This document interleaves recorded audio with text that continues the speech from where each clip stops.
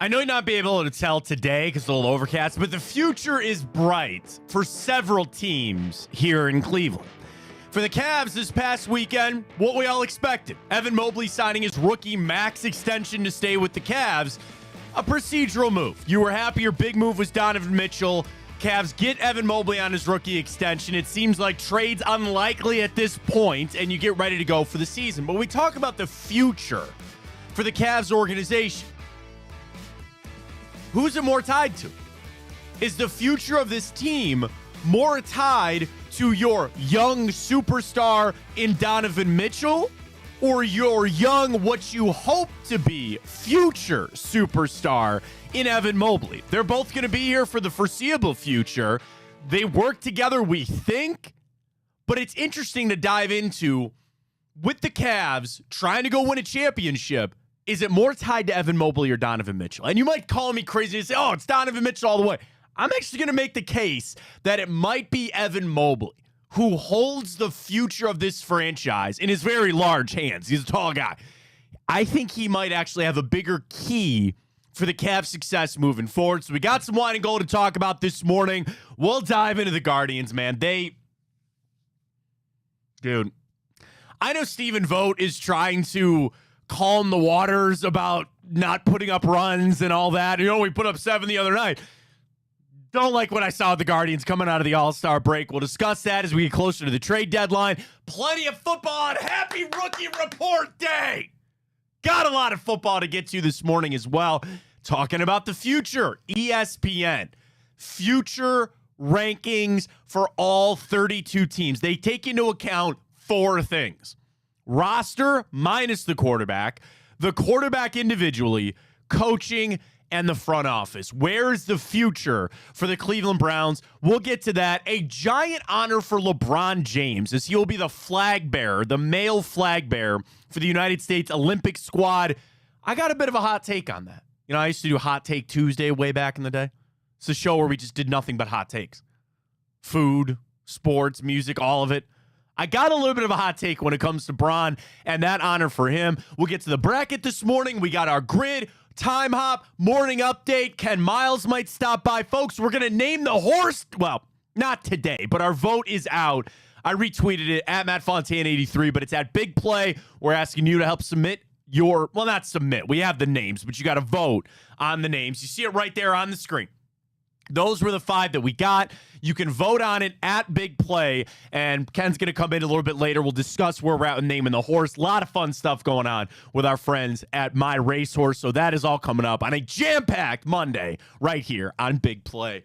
Welcome to the show, everybody. I am Matt Fontana. He is Ryan Tyler. Good morning. Happy to have you alongside. You can always follow at Matt Fontana Show. We're up on Twitter, X. You can subscribe to the YouTube channel and check out the IG when you can. So the big news for the Cavs over the weekend, it's not a shock. They knew they were going to sign Evan Mobley to his rookie max extension. He gets it. The money can obviously change. He starts at 224, can get up to almost 270 with different things that happen, and he's here.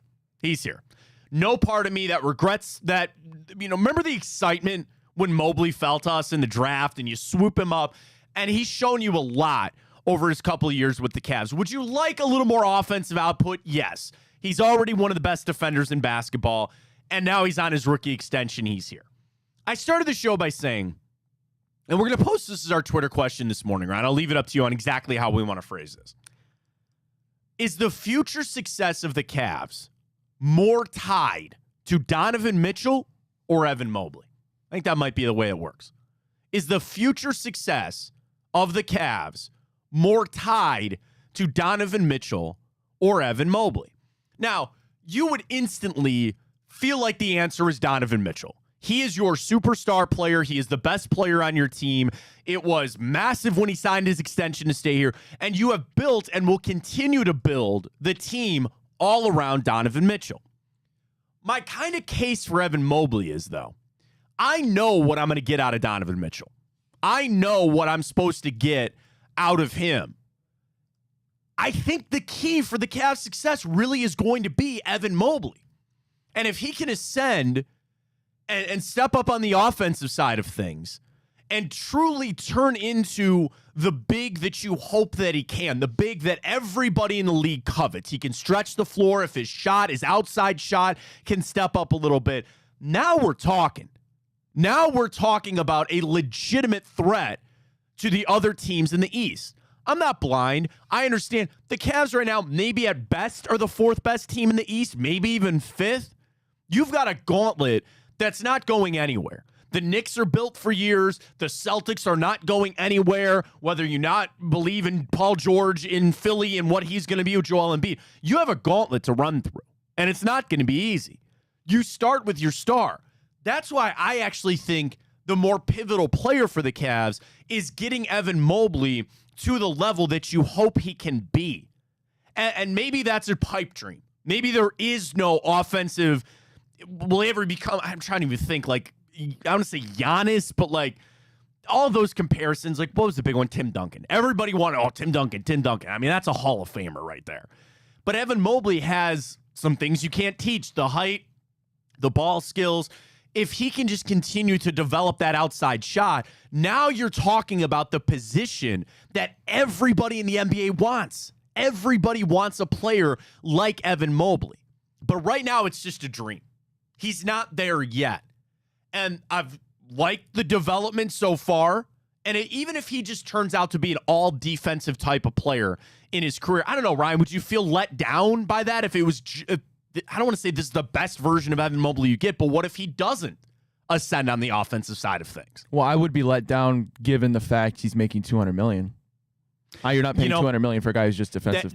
It's a great point, but then like you look around the rest of the league and you see all of these guys that are just getting insane amount of money. And you were always going to offer him that deal.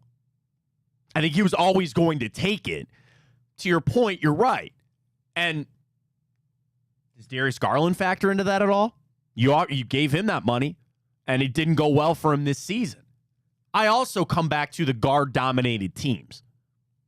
I don't know if it's one of the biggest things about the Cavs. And I'm so happy that Donovan Mitchell is here.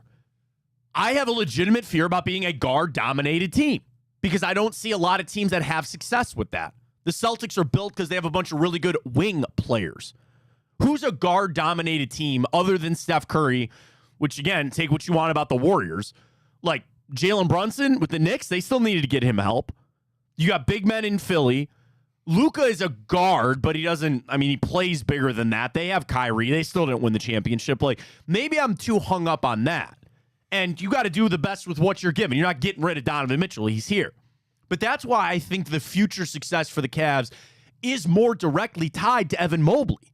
Because if you get him to that level that maybe is unattainable, and maybe I'm wrong on that, but if Kenny Atkinson, which I have to believe one of the big reasons he's here is Evan Mobley, and you can get him to being an offensive first type of big man, now we're going places. Now we can start talking about the real future for the Cavs.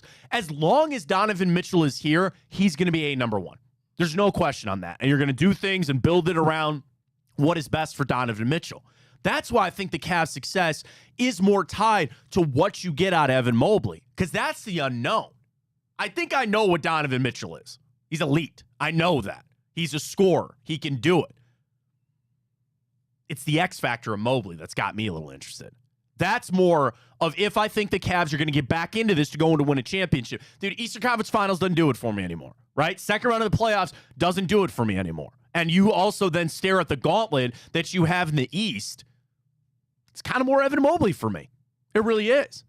And it doesn't mean that he and Mitchell, they're going to be the keys moving forward. You knew that the franchise was going to fall into their hands. Yeah, whatever happens with Jared Allen, yeah, whatever might happen with Darius Garland. Cavs are kind of hamstrung right now on what moves they can make. Your future is bright. Most teams would sign up for a Donovan Mitchell, Evan Mobley combo moving forward. And again, then when you sprinkle in Allen and Garland, there's a lot worse teams out there.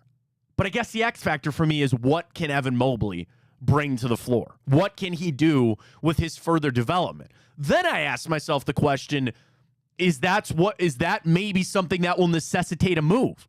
Does that necessitate moving on from Jared Allen to really let Evan Mobley grow? and really let him become the player you hope he can be. Is Jared Allen slowing things down? And that's more for the Cavs to figure out and for Kobe Altman. It's become apparent at this point there is no trade to be had. And you will start this season with the core four. I did not think that was going to happen. And frankly, I'd still like to make a trade, probably more for Garland. He's not holding up Evan Mobley, though. Jared Allen's the one. Is this offense, is this team going to have this flip where Allen doesn't fit anymore?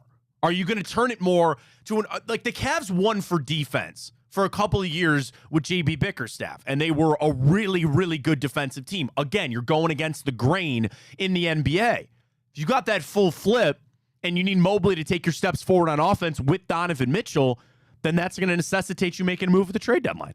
You're going to have to. But you got to also see the development from Mobley. And listen, Kenny Atkinson's got to win games. I think his future, his tenure in Cleveland is tied more to Evan Mobley than anything. Are you going to see the player development that you got from Kenny Atkinson and his other spots, the reason that he's here? That's why, again, I keep coming back to Evan Mobley. Retweeted it this morning already at Matt Fontana Show, asking everybody the future success for the Cavs. Is it more tied to Evan Mobley or Donovan Mitchell? Early results, about 66-33 on the side of Donovan Mitchell. I'm making the case for Evan Mobley because I think it's actually the answer. I know what I'm getting with Mitchell. Evan Mobley is the one that if it goes well and he becomes the guy I hope he can be, we instantly then become a championship contending team. It's a lot to put on a young man like Evan Mobley, though. Ryan, cast your vote. Cavs' future more tied to which of those guys? Yeah, I'm still going to vote Donovan Mitchell. Okay. If in the instance Evan Mobley can really ascend to being a top 5, top 3 center in the league, which is the hope, right? Then maybe, because Donovan Mitchell's obviously never going to have the defensive skill set and ability to do on that end of the floor what Evan Mobley can do. But I don't know if I see a world, Matt, where Evan Mobley becomes a better player than Donovan Mitchell. And that's a great point. Yeah. And, that's not even a knock to Evan Mobley. I think Donovan Mitchell right now, we would all agree, is a top 15, if not top 10 player in the NBA. And so that being said, I'm not sure Evan Mobley can ever get to that. Now, listen, if he develops into a Jokic type, an Embiid type, and that is a lot to ask. And I'm not sure if Evan Mobley even kind of has, for lack of better terms, that dog in him, if you will. And I guess we'll find that out. But I mean, yeah, if Evan Mobley comes and he can shoot 6 threes a game and he's clipping 3 of them a game, then yeah, that's going to totally change the way the Cavs are. And your point with Jared Allen, like, is he really stunting Evan Mobley's growth?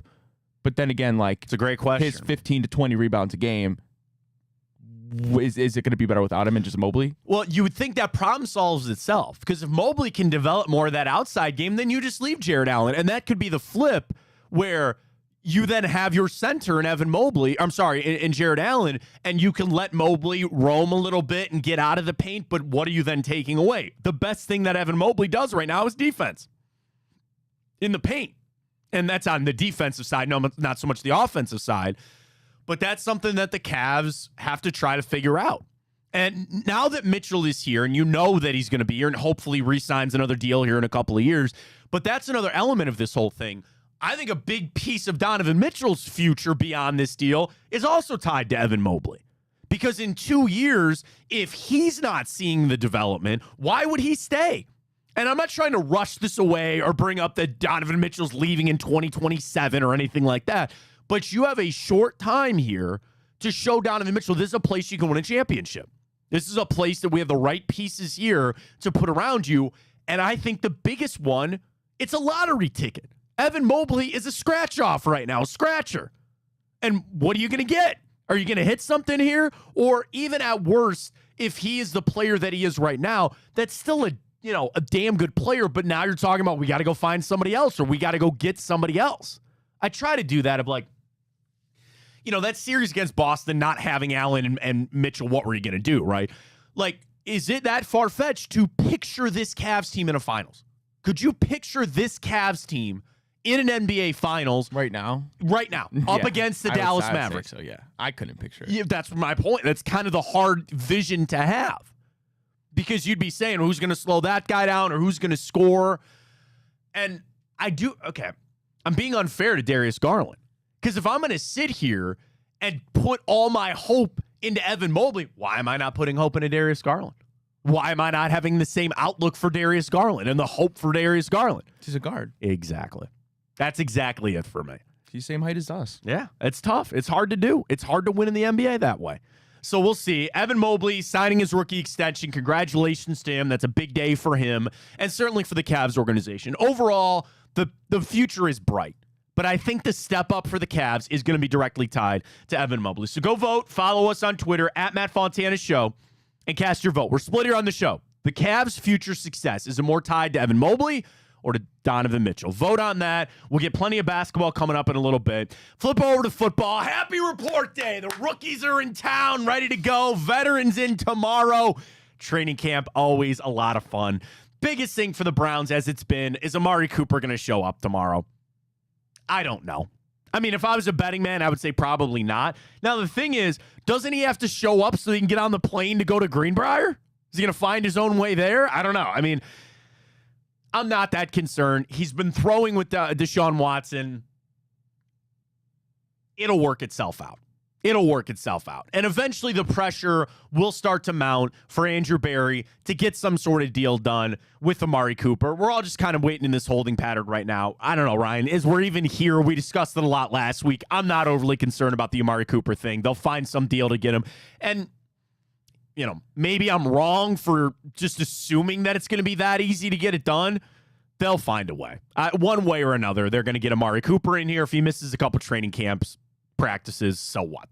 Yeah, I don't really care about him missing training camp. I mean, this dude's been through how many training camps now in his career? He's been through a couple with the Browns now. They say he's throwing every day with Deshaun Watson. So it's not like he's disconnected from the team. He's just still trying to figure out his money. Hope it gets resolved. I need it to get resolved. And it's tough. It's business. But I think they'll come to some type of mutual decision. And obviously we want it earlier than later, but I mean, it is what it is at this point. Exactly. And we'll have a lot of the storylines, the Chubb, the Watson, some of the offensive line questions. You're just going to get back to some football, which is great. And that's the biggest thing for a big season coming up for the Browns. Start watching training camp. They'll be down there at the Greenbrier. Dude, before you know it, we're going to have preseason football. What are we, 2 weeks away, I think? Almost 3, probably. Just some preseason football. Be there before you know it. So I flip over to ESPN this morning, which is, they do this pretty often in the offseason, of the future power rankings for all 32 teams. So it's Dan Graziano, Louis Riddick, and Aaron Schatz. They sit down and they weigh this in 4 different categories. They do the roster outside of the quarterback, the coach, and the front office. And these are weighed differently. 20% of the rankings is the quarterback, 30% is the roster, 25% each for the front office and then the coaching staff. And the 3 of them sit down and they come up with a score. 100 is the A+ elite. So we're on a 100 grading scale here. Ryan, if you had to guess, the brightest future in the NFL goes to which team?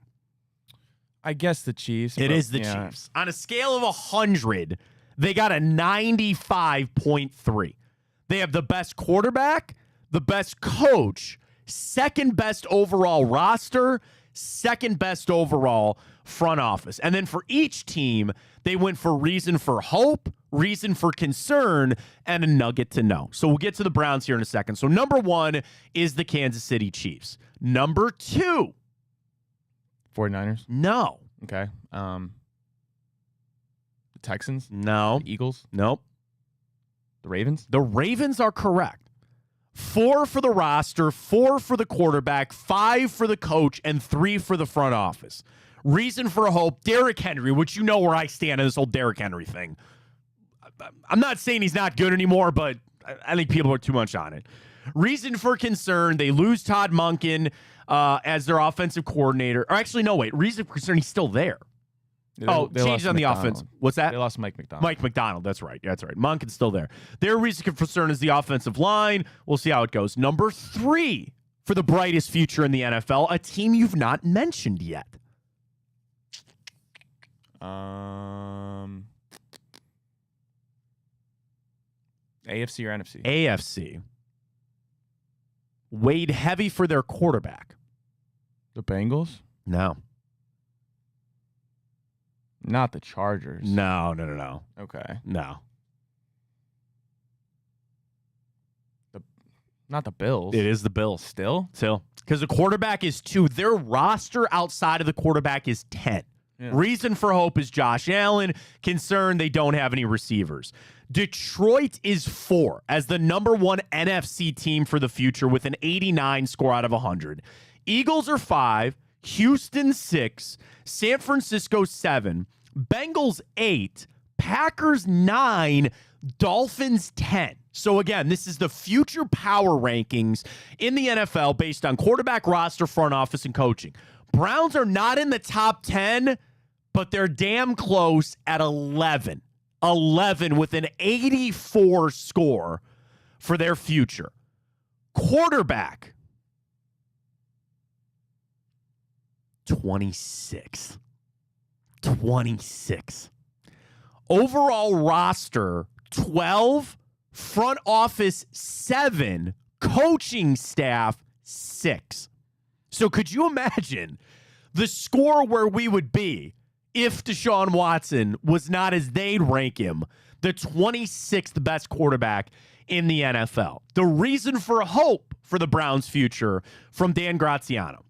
The Browns have a deep roster headlined by one of the best overall players in the game in Myles Garrett and 2-time Coach of the Year in Kevin Stefanski, who proved last season he can engineer success even when things fall apart at the quarterback position. Speaking of, Deshaun Watson hasn't looked right since he got to Cleveland, but he's only 28, so it's not absurd to think that he still might be able to turn it around. That's from Dan Graziano.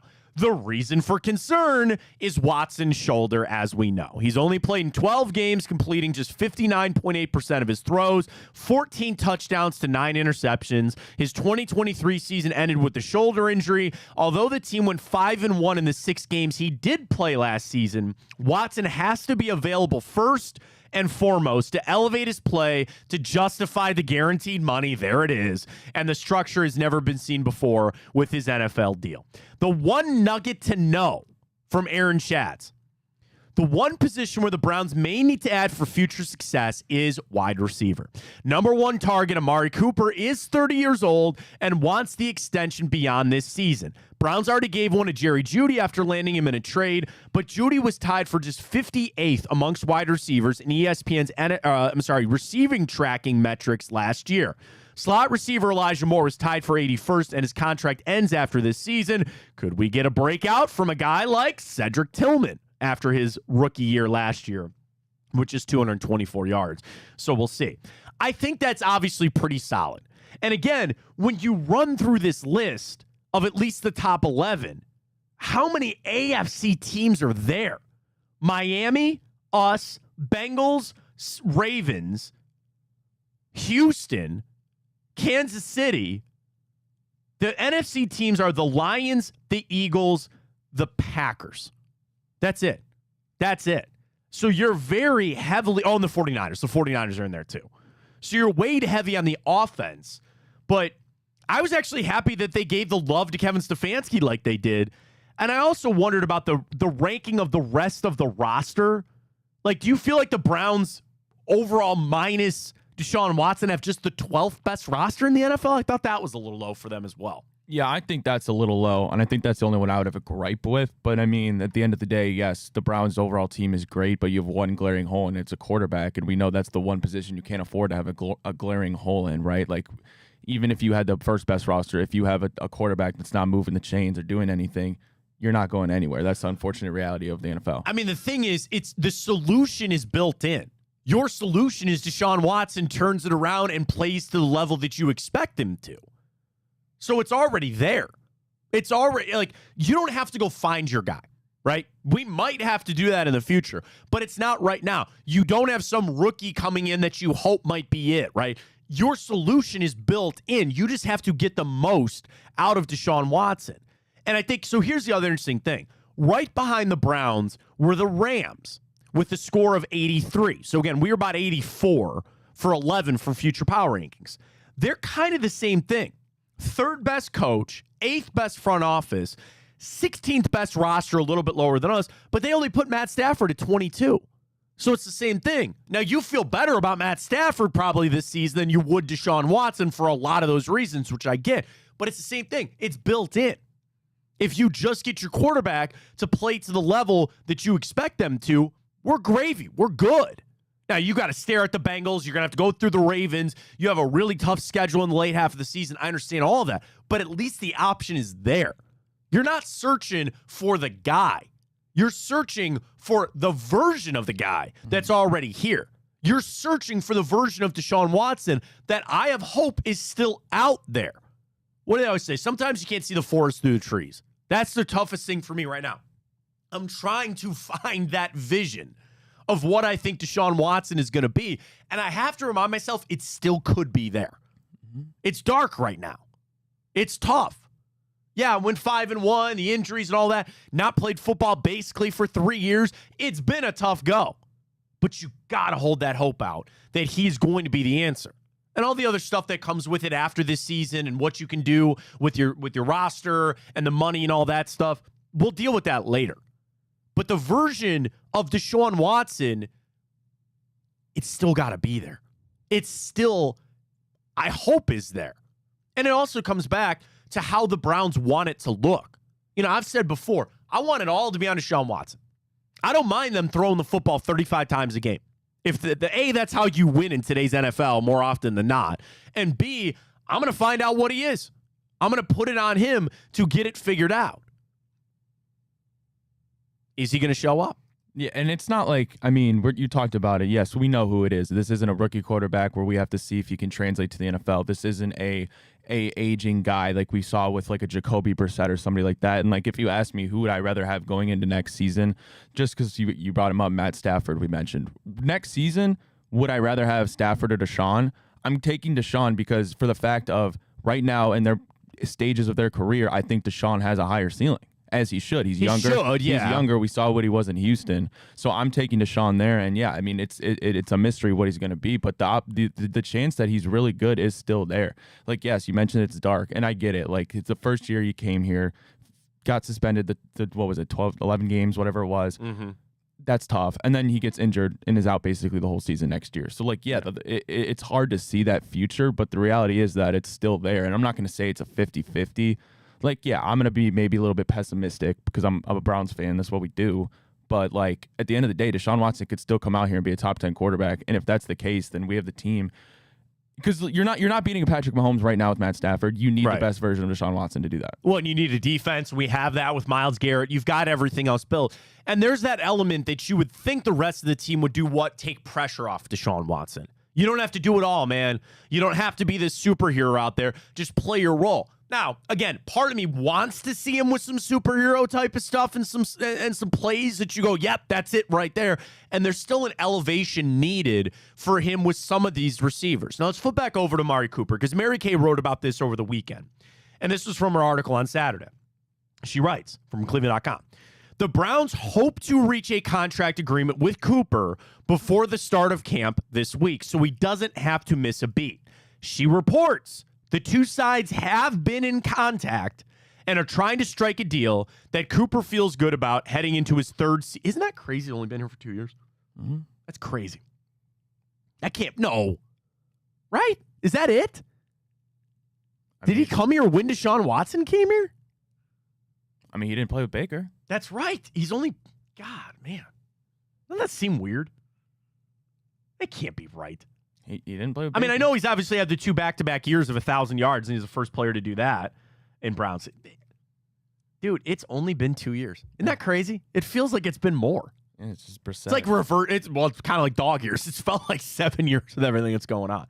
So Mary Kay continues. He's set to make $20 million in the final year of his contract and wants to be closer to his elite peers, are now making anywhere from $24 to $35 million, with 4 of them north of $30 million. I love Amari Cooper. I ain't trying to hurt his bottom line. He's not making $30 million a year with the Cleveland Browns. That's just not happening. There are several ways to go about it, as Mary Kay writes, including an extension or a bump in salary this year, plus maybe some incentives. If they can modify his 2024 salary without an extension, the two sides can revisit a longer deal during the season or after it. I wanted to bring that up for this point. Do you think that's legitimately on the table for Amari Cooper? If you were Amari Cooper and the Browns sat down with you and said, hey, let's redo your deal for this season. So we give you $26 million. You get a $5, $6, maybe even $7 million bump for this upcoming season, which the Browns really don't have that money, by the way, but whatever. We'll give you the bump. We'll cross that bridge coming up a little bit later. Would you accept that if I'm Amari Cooper? Now, I can be a not irrational type of person. I'm one, as I've grown, as I've gotten older, I realize that I'm sometimes best when I take a step back and take a breath. Like, I can be a quick snap kind of emotional person. Because my initial reaction would be like, blank off. Like, no, absolutely not. The hope that you get a deal, like, I still really think it's going to have to be a multi-year thing here. Like, I know that's one avenue, and he feels like he can make that money up a little bit this year. I know Mary Kay's just bringing this up as a potential option. And trust me, I hope I'm wrong. Maybe that's a nice, easy solution for everybody. That's one I didn't buy, though. That's one that I didn't really think works, of going to him and saying, we'll give you a little bump now. He wants longevity. He wants security at this point of his career. Now, let's say he does take the one-year deal, and after this season, he probably still feels like he could go get a deal from another team. But I think a factor's got to be for him is playing on a good team. Like, do you really want to be Odell Beckham, just kind of putzing around? Now, it worked for him. He got a Super Bowl ring, and he's been on 2 straight playoff contending teams now beyond that, with Baltimore now down in Miami. I don't know if you want to enter that. You really want to be bouncing around. And even if he fell into the number 2 role here behind Jerry Jeudy, which would be great, still to get paid, I still can't shake that notion of the Browns getting their first-round picks back and using those on wide receivers. I think if you're the Browns, that would be the number one case. Give Amari Cooper a little bit more money for this season. Don't give him any more longevity beyond this year. But I think that comes off insulting, does it not? And then maybe you now have either burned the bridge or made it that much harder to get some long-term deal done. Maybe I'm reading the situation wrong. I don't know. Well, first of all, I don't ever see a scenario where while Amari Cooper's on the Browns, Jerry Jeudy ascends to be this quote-unquote wide receiver 1. I don't see that happening. I think Amari Cooper is right now still at his age worlds above Jerry Jeudy is.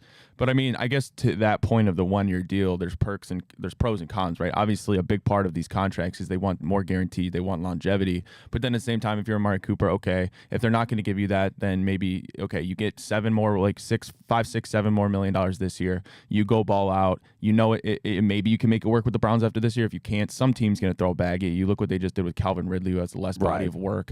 But then again, what happens if, like we said, Amari Cooper goes out there on this 1 year, tears his ACL. Now he's 31, coming off an ACL tear. No team's throwing him the bag. Right. So it is a gamble. But, I mean, if you're Amari Cooper, if that's all the Browns are going to give you, what are you going to do, sit out?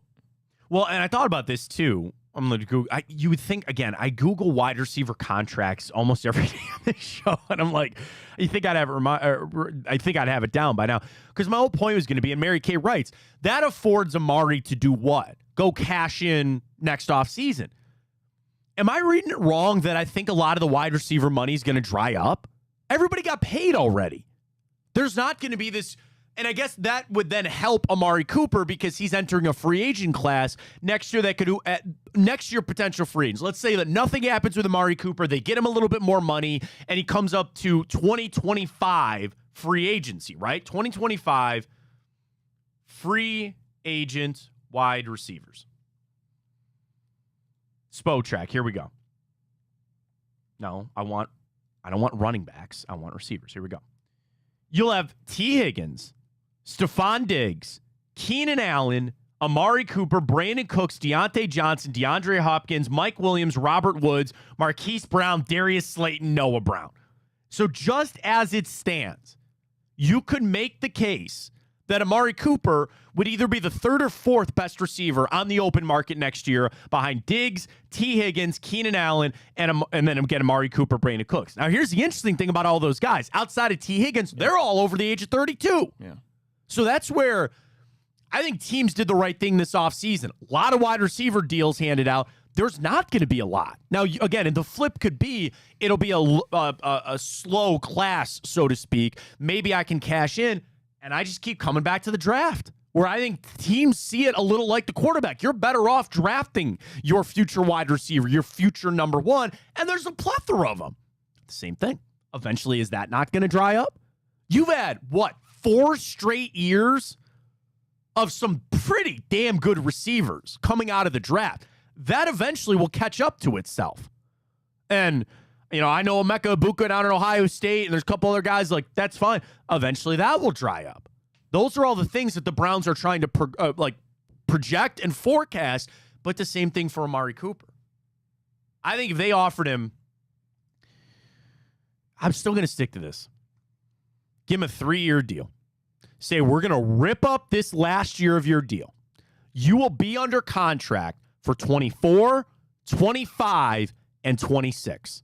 Here's a little pay boost, more flexibility for Andrew Berry to be able to move the money around as needed fit with the void years and all that other kind of stuff. But right now, you don't have a giant surplus to give him the money he wants for this season coming up. I mean, you don't do player options and stuff like that, but could you see it as being a 3-year deal on paper, but really only 2? All the big money is up front. Again, they don't have the flexibility for it right now. It's not easy. And again, I think there's optimism there with what Mary Kay is writing about when trying to get this deal done. Here's the other thing. Amari Cooper's already been fined $102,000 by missing out his 3-day minicamp and his holdout. Cooper will be docked $50,000 a day for every day he doesn't show up for training camp. But as Mary Kay writes, do we get the hold in? Remember when Kareem Hunt did that? I'm going to show up, but I'm not going to practice. I'm going to be here, but I'm not going to practice because of my contractual dispute here. Then he's not getting fined. He's still around. And I think the hold in, that puts more pressure on the Browns. That puts a lot more pressure on them to try to get it done because you're staring at him every day. You see him every single day trying to get going. So it's something that, again, I'm not overly concerned about it. I'm keeping my eye on it, and I think there's a lot of optimism that there will be a deal done there for the Browns. All right, you want to finish out the rankings here? So, again, this is the future rankings in the NFL based on roster, quarterback, coaching, front office, and all that. The Browns are 11. We know the Ravens and the Bengals are already ahead of you. The Steelers were at 15, which I thought was a little shocking. 7 for the coach, 17th for front office, 15th best roster in the NFL minus the quarterback, but 28th when it comes to the quarterback situation there. The reason for hope, TJ Watt gets something out of George Pickens, Najee Harris, Jalen Warren. The reason for concern, they don't have explosive plays, and you don't know what you're getting with Justin Fields nor Russell Wilson. You see how it goes. Who do you think has the bleakest outlook of all the NFL teams? Who was 32nd in this ranking with not having an extremely bright future in the NFL? I mean, just teams that come to mind. Like, I could say the Panthers. They were 30th. Yeah, I mean, if Bryce Young can be something, we'll see. I mean, I don't think the Giants have anything. They were like 28. I mean, 29. I don't think the Saints are cooking, really. They're 31st. You're hovering this, man. Let me give you the rankings.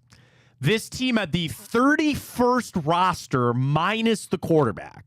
They had the 32nd quarterback room, only 29th for coaching and 28th for front office. That's it. The Raiders? That is it. Nice. The Vegas Raiders, dead last. They had a score of 66. 30 points behind the Chiefs, 20-odd some there behind the Browns. Reason for hope, they did sign Christian Wilkins. They still have Max Crosby. Reason for concern, it ain't going to be Gardner Minshew or Aiden O'Connell, and you'll see how it goes there in Vegas. But they are dead last. So, again, they were 32nd. Saints were 31st. Panthers were 30th. 29 for the Giants, and 28 was the Arizona Cardinals. So I was on ESPN last night. Shout out to anybody that listened. But we were doing the most impactful players on new teams this year. We discussed the most impactful new players to all their teams. And I kept bringing up Marvin Harrison. Is he not going to be a giant impact for the Arizona Cardinals? He should be. He should be.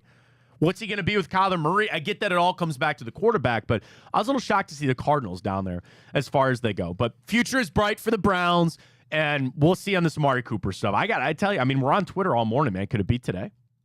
I could see that, right? Couldn't you? What, an extension? Yeah. Wouldn't today not be the day to get him in for tomorrow, ready to go? Yeah, I mean, but the Browns can always they can do it anytime take away they the want. fines. Yeah, right? they can do it anytime they want. Oh, yeah, and they'll waive those fines. They ain't going to force him to pay that. I get it all. But, yeah, I mean, today could be the day they're getting it going. Rookies are here. Dude, training camp, man. I ain't going to the Greenbrier, though. A lot of people are excited about that. They really, every little bit that I get from the team, from people that I know there, certainly with the players side, Greenbrier has been a great thing for them going there and getting their work in. They're away from the facility. The only negative is you don't get as many camps for the fans to go, which sucks because I know there's people that is their opportunity to go see the Browns in person. I love training camp. I love going to see these guys practice. It's awesome. But Greenbrier has been a big help for them. So maybe today's the day. If not, certainly tomorrow for the Browns. Dude, what's wrong with the Guardians? And, you know, offensively, you struggle. No, like, do you see that? Bobby Witt had more hits this weekend than the Guardians did. Yeah. The last 2 days. And San Diego, I get, is a good team. Ben Lively's become Corey Kluber. He's pitching his ass off. And you have not shown up. Now, you got a series with the Tigers starting tonight. Carrasco, good. Unfortunately, who you facing tonight, Tariq Skubal, is not going to be easy to do. I need 3 out of 4 from the Tigers. You have got to win 3 out of 4 against the Tigers. The other thing,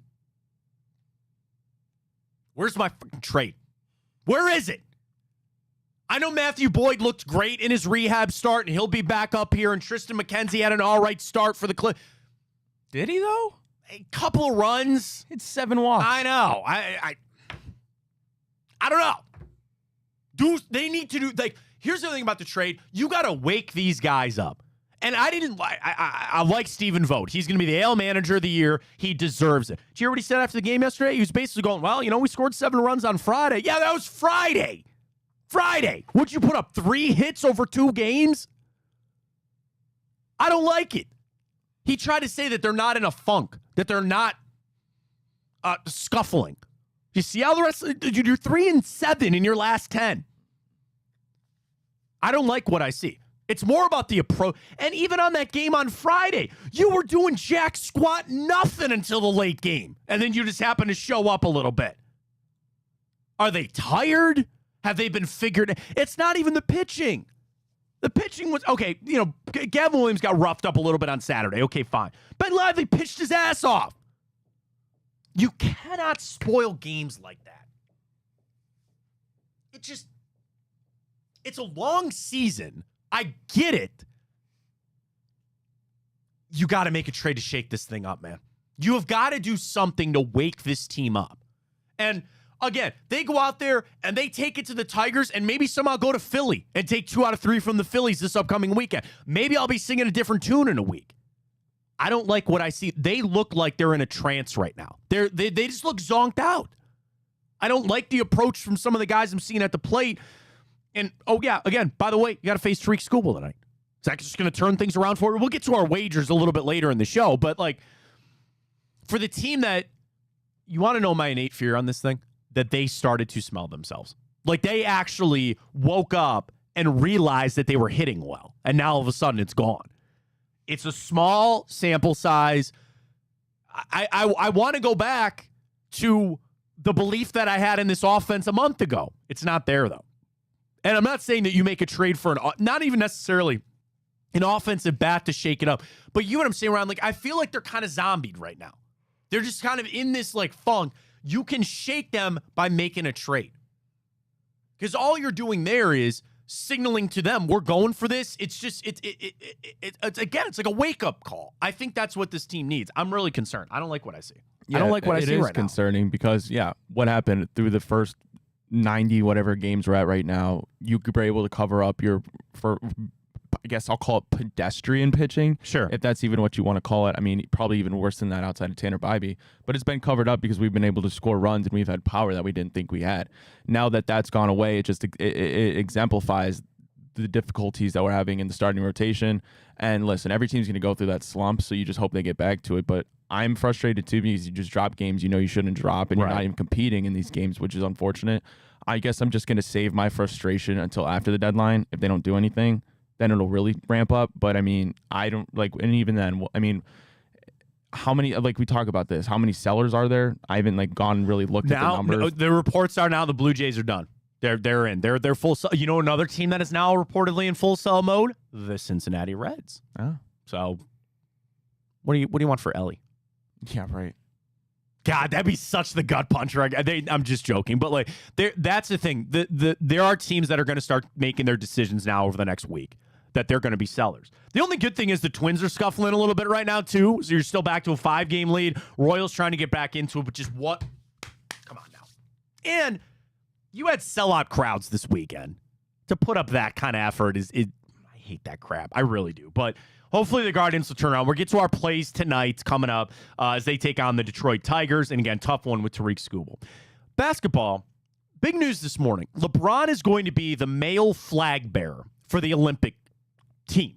Literally, Team USA. Simone Biles and Katie Ledecky and Kyle Snyder and all the Olympians. LeBron's going to be the male flag bearer for the Olympics. I sent this out this morning. Ryan, I want you to tell me if you think this is a crazy take. I think that is one of his biggest career accomplishments and might even be more impressive than his MVPs. Reason being, okay, number one, they give out the MVP every year. This is every 4 years. Number two, he is doing that above some of the best athletes, and this is not just a basketball thing, right? He is standing, I mean to say he's standing above, but he is the representative for the United States of America to carry that flag. And you talk about, the famous videos of Muhammad Ali lighting the torch and things I really think this is one of his biggest career accomplishments. And I think the scoring title will always be number one. The fact that will not be touched in the history of the game ever again, that he is the all-time leading scorer in NBA history. Done and dusted. Then I'd like to believe the Cavs championship is 2. And I think it might be. This might be 3 for me. Really. He's got Olympic gold already. But something I don't know, tell me, you think I'm crazy on that? I had so many people tell me this morning, saying, Matt, you're off base because the MVPs are what allowed him to do this. The base was him winning MVPs and winning championships to allow him to become the guy that's going to, flag bearer for Team USA. I really think this is pretty big, man. I think this is good for him. I mean, obviously, it's amazing for him. But as far as the career accomplishments, I don't know, might put too much on it here. I don't know. I mean, I'll listen to it. I don't know. I haven't thought about ranking his career accomplishments, but I mean, it's right. It's not just basketball. He's the first Olympic guy Olympic basketball player to be the flag bearer. And like you said, this is the basketball. When you think of Olympic sports, obviously basketball is there, but I think of swimming. I think of gymnastics. Even if you go to the winter, I think of skiing and all that. I don't know. Basketball to me isn't really a top Olympic sport, and I think certainly that's the case around the world too. So I looked this up, this list, right? I have the list of all the flag bearers in United States Olympic history for the opening ceremony. John Schuster got to do it in the Winter Olympics in 2022. He does curling. In 2020. It was Eddie Alvarez who played baseball. But you go to 2016, it was Michael Phelps. And then Simone Biles did the closing ceremony. I guess, I don't know. I guess that's a little weird for me. Because now that I look at this list, it's not, I don't know. I guess there really isn't it's Olympics, so it's different sports. You got speed skating, you've got bobsled in this whole thing. But I guess that it's just the fact that they picked it over some of the other amazing Olympic athletes to do it. I guess maybe I'm talking myself back a little bit. When they first announced it, I'm oh, first one ever. That's really cool. it's got to be awesome for him. And I'm sure a big reason why he wanted to come and do the Olympics. And it's probably a little nod for him from the Olympic Committee to say, hey, man, thanks for showing up for this last one. We appreciate you. We're going to have you do this. Like, I was scrolling through, and it's not, I guess it's not the end-all, be-all people, right? Like, there's some people I've never even heard of before that have been the flag bearer for the United States in the Olympics. I guess just that he's standing above some of the other best Olympians you've ever heard of doing that. But I just thought it was pretty cool LeBron got that nod. Y'all concerned they almost lost to South Sudan? Everybody's freaking out about it. I don't really care. I mean, I don't care, but I think it's pretty embarrassing. They were 43.5-point favorites, and they won by 1 and needed LeBron to go superhero at the end. I think, man, I don't care, to be honest with you. It's a scrimmage, so it wouldn't matter regardless. I think it's pretty damn embarrassing. When you look at those rosters, you have the most talented basketball players. Not only in they have the debate though. They took them champions lightly. of the world, champions of the United States. They took them lightly. They thought they were going to roll over, and they didn't. But that's still pretty embarrassing. I mean, I guess I'm not worried about it. And the thing is, I'm so jaded because I just assume that they're going to just run through everybody. And if they needed a little wake up call to remind themselves that they're in this. And Steve Kerr took a lot of that on to say, okay, I didn't have these guys prepared and ready to go. They felt like they should be able to roll out the basketballs and that the starters, they've been playing it in the second half, so they got to get ready to go. LeBron tried to say, these guys, that was the Olympics for South Sudan. And there's really a really interesting story. Luol Deng is the biggest reason why they are what they are. He got the money together. He was able to get the coaching. And a lot of those guys were NBA jobbers. I mean, it takes shots, but it is what it is. Some of these guys are just on 10-day contracts or really not NBA. So that was their Olympics. Their Olympics was not the group play coming up. It's, can we take this to Team USA basketball? You got every little bit that you could. They still found a way to get a win. They'll get Durant back too, which I think will help. But I'm so jaded because I just feel like they're going to roll through everybody. The interesting thing, though, about Team USA men's basketball, do you not just, they'll never be the dream team. Like, think about how the dream team has completely changed and shifted our mindset when it comes to men's basketball in the Olympics. You started with that when they first allowed the pro players to play. You'll forever be chasing that. You'll never get there. You will never get there. They're called the dream team for a reason. You will chase that.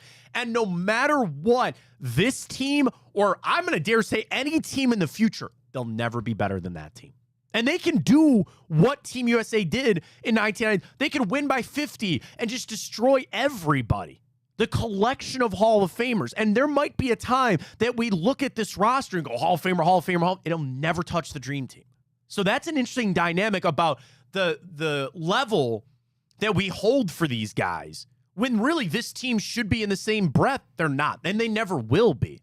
So when stuff like that happens where they stumble, you get, I don't say angry, but you instantly start to compare them to the dream team and you get pissed off. That's why. Yeah, well, I mean, when you look at the collection of talent that's on that roster, like, they have no business losing any game by more than 2, but they should win every game by 20. Right, but I don't think like it's like transition. I don't think it is as a big of a deal as it is for players nowadays than it was back then. Because, like, just for instance, no offense to a guy like Derek White, but he doesn't belong in the same conversation as most of the people on that team. Oh, right. Like, they're not getting the, like, looking at these rosters and be like, okay, we need the best 15 guys in the NBA. That's not the case. There's plenty of people that aren't on this team. Here's the other interesting thing. The best 15 players in the NBA aren't United. That's another flip that we got to remember. In the 90s, they were all American. They were all American players. There was no question on that. Top 15 is probably more. It's probably more Euros. Probably more Europeans than Americans. Right. And I know, again, Joel Embiid is playing for Team USA. He's from Cameroon, but still, Luka, Jokic, Giannis. I'm not going to put Wembanyama there yet, but Shai, oh God, other Canadian. Or is it just Shai? It's not Anthony Edwards. He's American. Yeah, no. Yeah, so that's pretty much it. But again, like, the collection is there's more Euros now than there ever have been. Where, again, if you had Shai, you had Luka, you had Jokic, then we're having the same conversation. But they're not American. They're not playing here. So I think you're always chasing that ghost. That's part of the reason I think people are so pissed off about that game, which I'm with. It's an exhibition. I don't care. I really do not. And if anything, it woke them up. They got their other exhibition today. They'll get through that, and then they're off to the Olympics with opening ceremonies a week from Friday. I got no concern. The issue is, and the reason why I think so many people got pissed, you're chasing that ghost. You're going to forever chase that ghost to the dream team, and you're never going to get there. You'll never get there. There'll never be another collection like that team that she had back in the day. All right, we got a lot coming up here in hour 2. I think, hang on, Ken just texted me. I think he's going to stop by. Yep, he's in. He'll be here a little bit later. So we got our naming for our horse. You want to pull that back up for the options there? I'm jaded because I said Improbable Luck. That's my vote on that. Aloha Money, Improbable Luck, Mow Me the Money, Big Caller, and then Big Play Mo is all up there. You can go vote at Big Play. I retweeted it this morning at Matt Fontana 83. Vote on that. And I will tell people that's not the end all be all vote. It's part of it. So we're still the owners of the horse. They're going to be involved with the naming. We still have to go through some other channels with the Jockey Association and things like that. But you can vote on that. I want to get Ken in here in hour 2, which we will discuss all the latest updates with that. Maybe future horse. You never know what's going to happen. We'll see. Monday, always one of our biggest days here at Big Play, though, folks. Tonight, Big Play Cleveland show. Jensen Lewis in to talk some baseball. You know, do we got anybody big special here for the Big Play Cleveland show today? I believe the guest is Jimmy Hanlon. Oh, nice. Nice. Talk a little British Open. Man, I love Jimmy. He's the best. So that'll be tonight. Hanford Dixon as well as with Gab. And, of course, come get some with Blake and Greg Williams. Go back, watch their interview with Aaron Donald. I saw some of those clips getting picked up there last week, folks. We got it all for you right here on Big Play. Check out our website, bigplay.com. Get all of our merch. You can check all of our going on with our horse, the bigplay.com/horse. All of our shows are there. We're getting that much closer to a big announcement. I feel like we were on it for a little while, and then we're going to have something new coming out for everybody out there. So check us out, bigplay.com. Get all of our merch. Check it out there. Follow us on all of our social channels and all the channels for all the content. Check it out there. All right, back right after this. Plenty coming up in hour 2. We'll get to the grid. We got Time Hop. Got the morning update. Stay with us. Fontana Show right here on Big Play. Well, how do they know I'm doing this? Did somebody leak this out? It's social media. Oh. It's just, that's the way social media works now. I thought maybe you were just running that yap.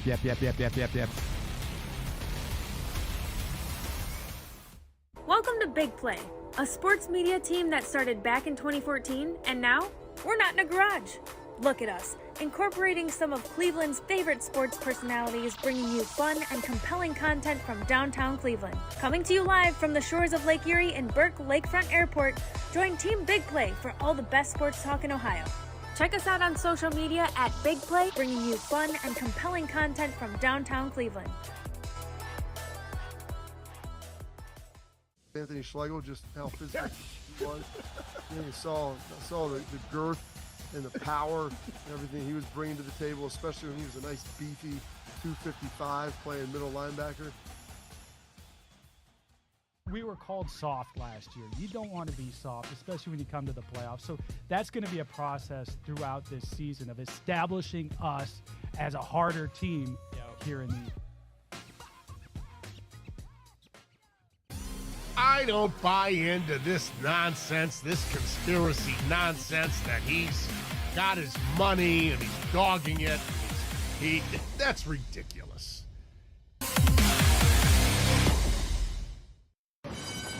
They're off in the Kentucky Derby as Authentic takes them around the far turn.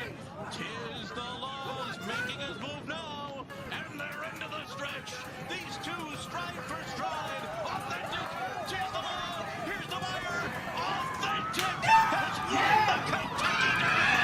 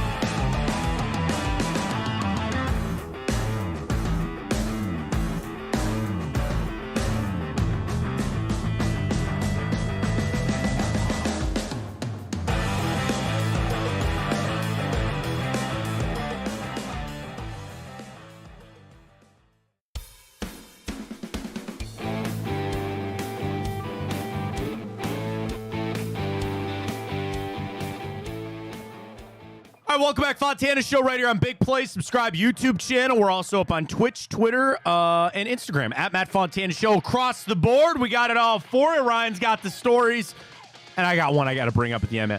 I know sports memorabilia is a big thing, and people like having trinkets or like, I spent money on this.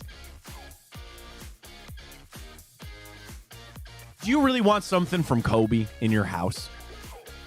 We'll discuss it. And the fact that somebody's about to pay 7 figures for it, I'll tell you what it is coming up. Ryan's got the stories morning update. Please take it away, Ryan. All righty. Well, the Guardians, they do drop 2 out of 3 to the Padres. 3-7 in their last 10 games. They look to get right against the Tigers. Cookie Carrasco on the mound for the Guards, but Tigers do have Tariq Skubal on the mound. He's 10-3 on the year, Matt, with a 2.4 ERA. He is filth. I mean, the gut would tell me what? Take the under, right? Carrasco's on the hill. See what we got here. I've got an over-under of an even 7. I hate that. Guardians are the dog tonight. Tigers a minus 125 favorite on the money line, minus a 1.5 on the run line. Again, over-under 7. I might boost that up to about 7.5. We'll see. Guardians bats, man, like, you maybe thought the time off was going to help. You were scuffling coming in. You're scuffling going back out. The thing is, you will get no rest. You have to face a Tigers team, which if you're not on, they're going to smoke you. And then you got to go play the Phillies this weekend. The pitching is doing enough. And I still want the Guardians to go make a trade for a pitcher. But it's almost at this point now to wake up the lineup. And, I think there's still elements of Vogt has made some pretty big changes, right? Like, you've now put Angel Martinez. He is now your everyday center fielder. Now he's actually producing, right? Like, that's not so much your worry, but it's Josh Naylor going 0 for 3. Did have an RBI, I guess. Like, Schneemann has fallen out. You have nothing from Jimenez. What are you doing with Brent? Like, the other guys that were kind of on the periphery, they're not showing up anymore. Fry's not an everyday guy. You put him in there against lefties, that's fine. Dude, Kwan has dropped below 350.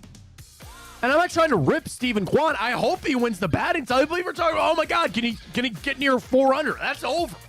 He's batting below 350 now. They got to find some. And they've had the changes, right?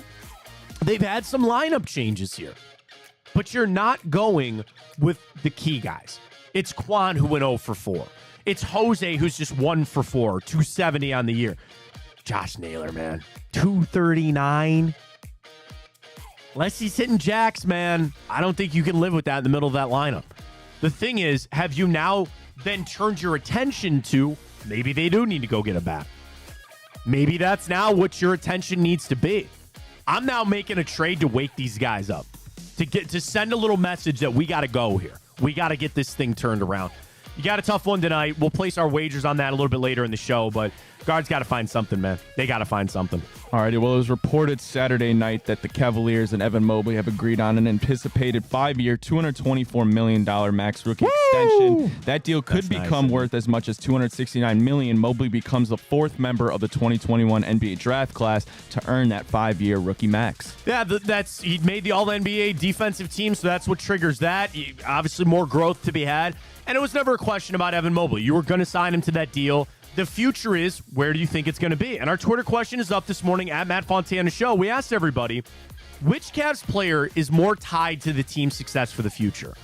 We're at about 70-30 Donovan Mitchell.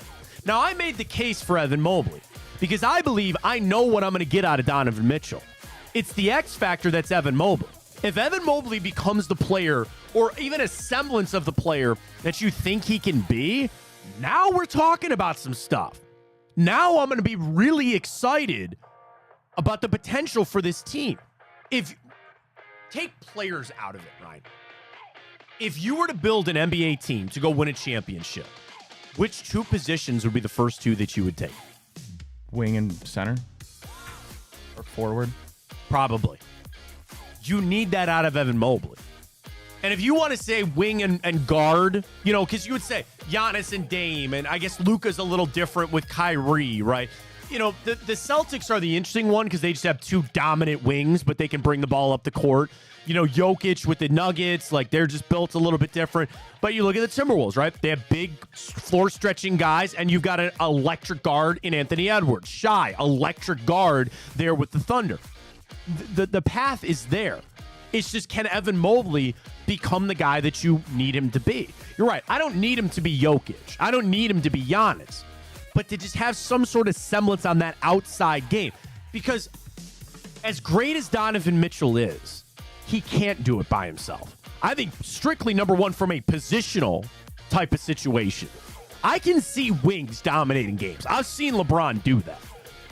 I don't know if we live in the world of Steph Curry's anymore, where a guard can truly dominate a game or a series. You saw Jalen Brunson do everything, and I know he had a broken hand, but you saw him do everything he could, and they still didn't win. They still didn't go to the finals, the Eastern Conference Finals. Donovan Mitchell will need help.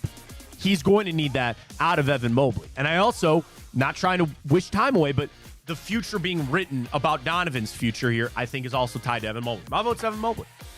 My vote, I think, is more on what Evan Mobley is going to bring to this team. And you have to develop, and I think that's why Kenny Atkinson is here. Johnny Bryant coming in, I think, is going to help Donovan Mitchell, too. The development. One of the things for this season, in a year where we're going to be trying to trade away guys from the jump, from the tip of the opening game, you're going to be talking about trade. The development of Evan Mobley and what you see out of him this season is paramount.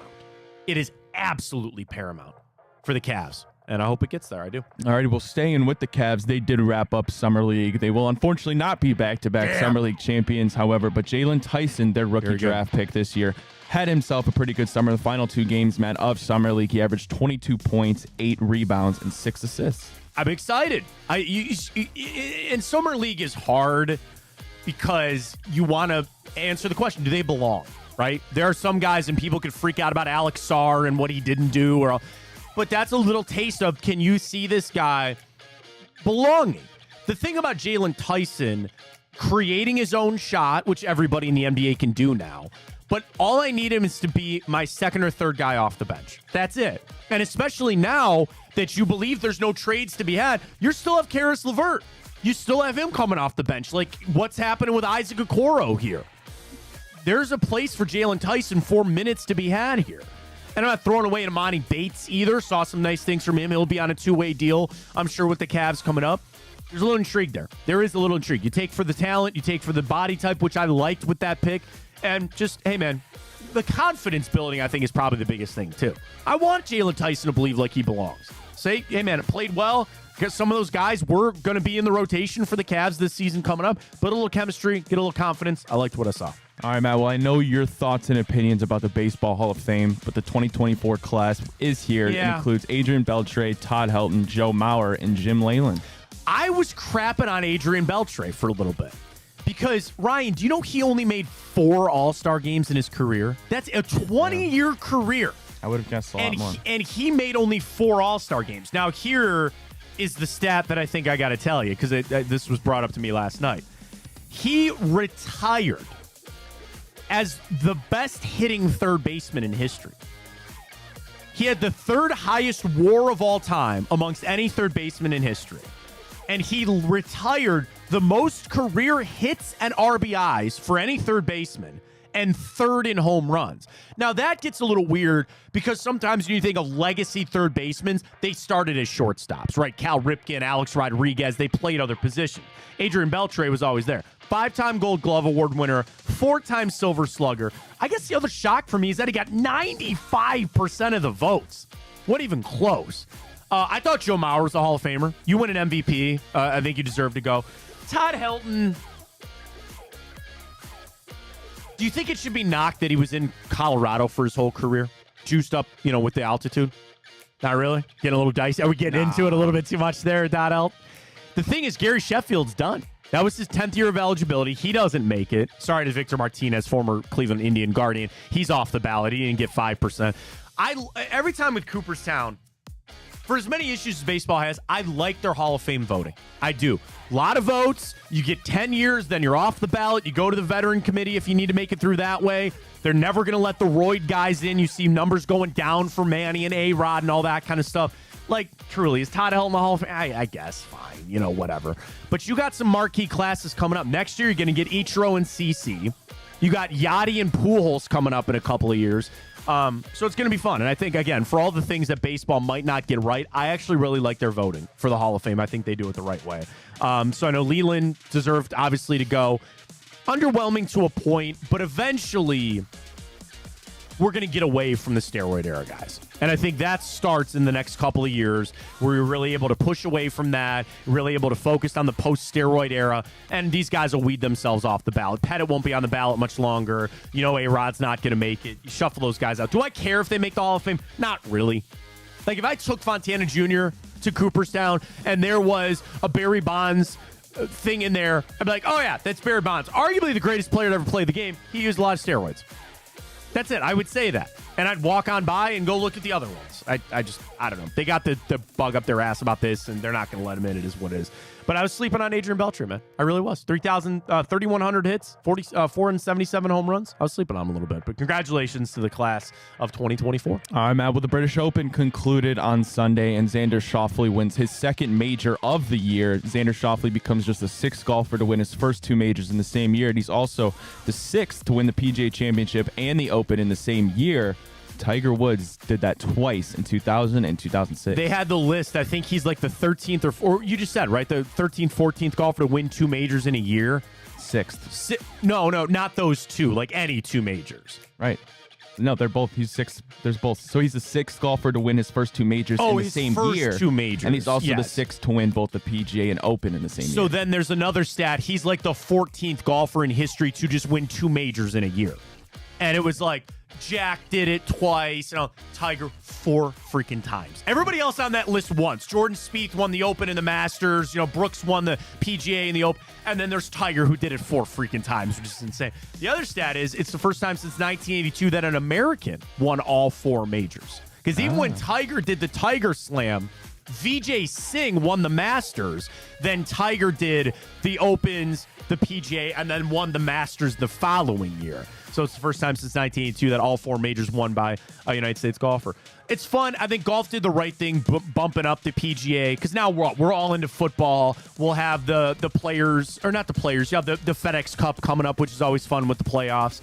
I just love open golf. I love that you got British Open conditions. It was rainy, it was cold, it was windy. That's what I like to watch. But it's kind of unfortunate that now until we get to the President's Cup, which not too many people care about, golf's pretty much over. It's kind of sad. What did you think of Rory's collapse? I mean, it's what did he finish? Plus 12? Yeah, I didn't even make the cut. But I mean, that's the tough thing is watching those guys struggle. Like, you got to remember, even if your game is all tuned up, it takes one blow-up hole, or it takes a couple of holes for you to go really bad and go south. What did Scheffler finish?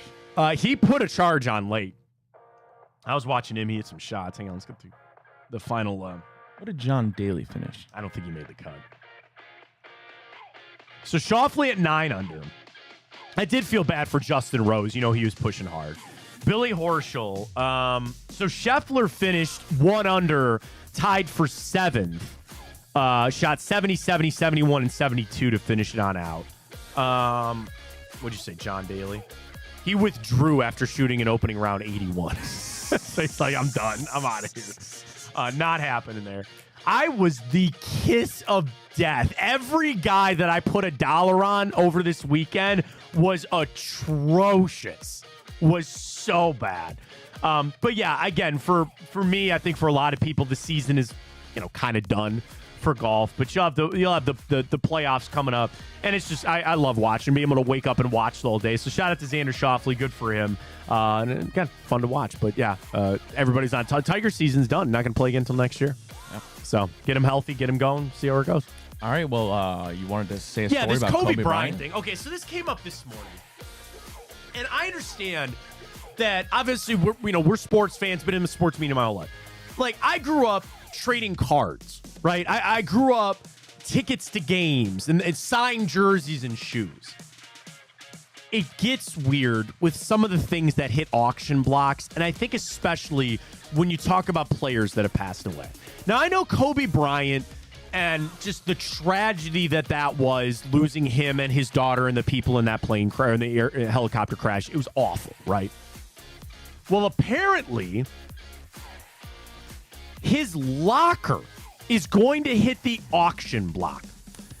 It was set to be destroyed during renovations at the Staples Centers, but it was saved by can you imagine that? A maintenance worker who's like, that's Kobe's locker, pulls it out, and now it's going to be going for up to $1 million on an auction block. The worker kept it in a storage unit for years, had the locker nameplate, and actually had then purchased the nameplate to put it back on the locker.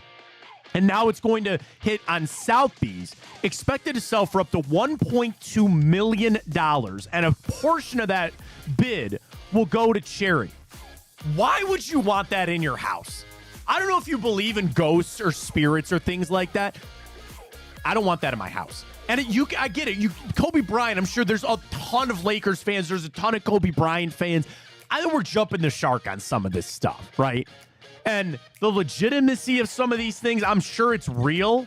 But, like, would you want Kobe Bryant's locker in your house? I feel like that's bad juju. I don't want that. And I'm not one of these big memorabilia people that chases all this kind of stuff around. Like, I have some baseball cards. Sure, that's fine. Bobbleheads and all that kind of stuff. $1.2 million for a Kobe Bryant locker. Because what do you buy that?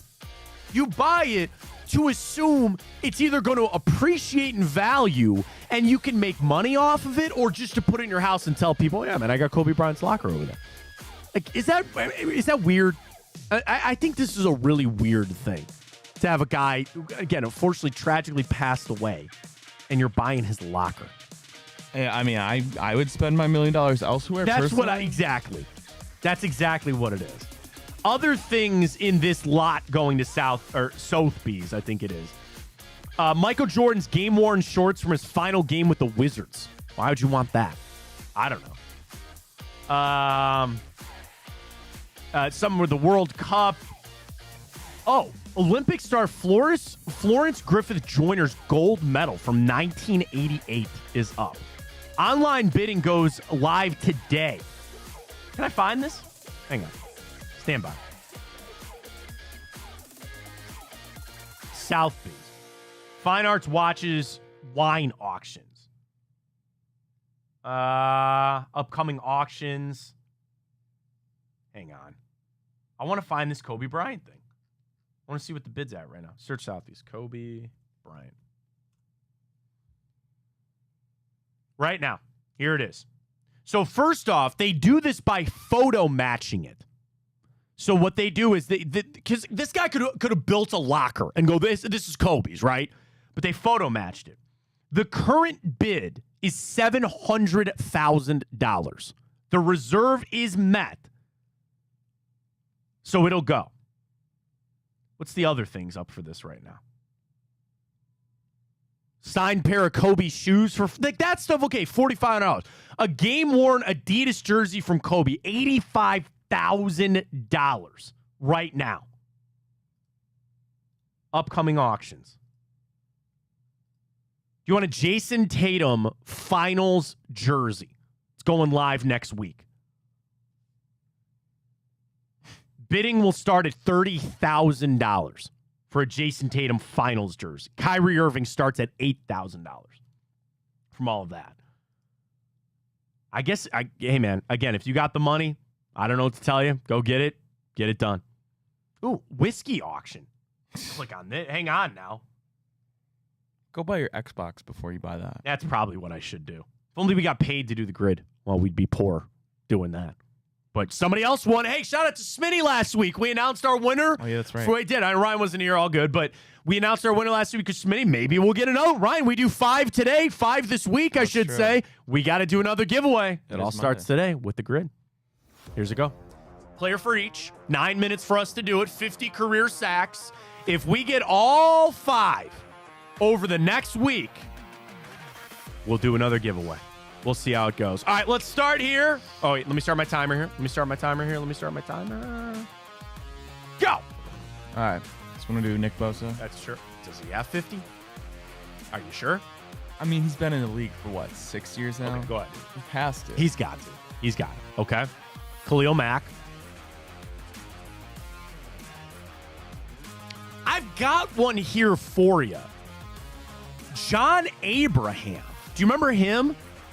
He's like near the top of all-time sack leaders, and he played for the Falcons. Go John Abraham.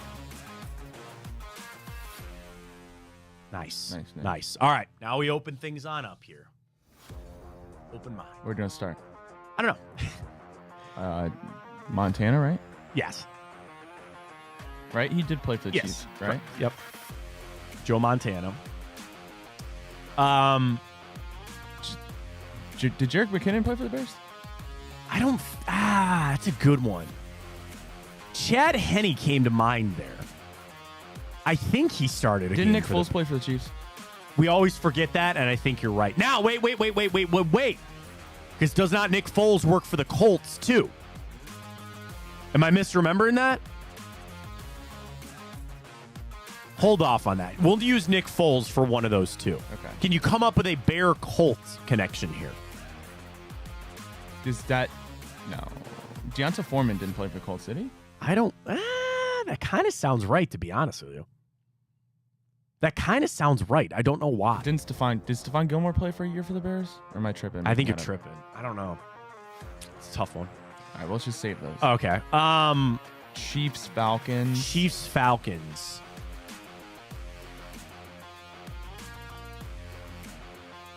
Okay, I don't think Matt Schaub worked. I don't think he ever played in Kansas City. I don't think Roddy White works. Cordell Patterson does not work there.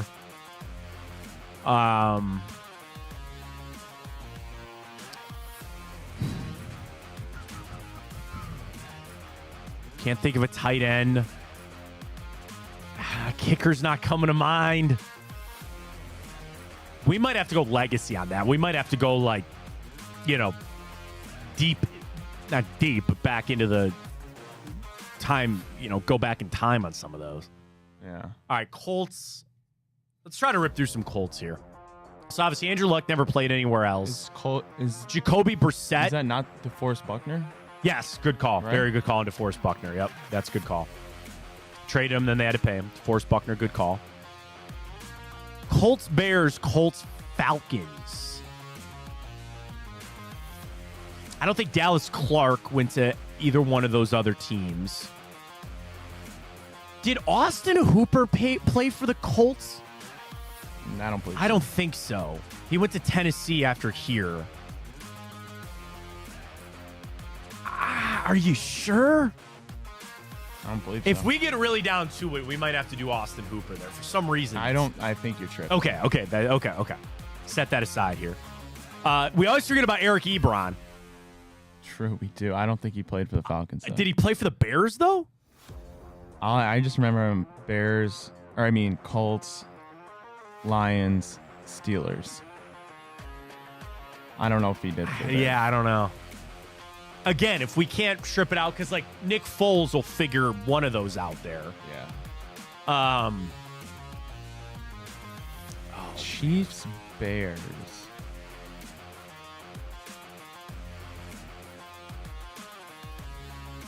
Huh. Bears. I think Chad Henne. Go Chad Henne. I feel For which one? for Bears Chiefs. All right. Are you positive? Pretty sure.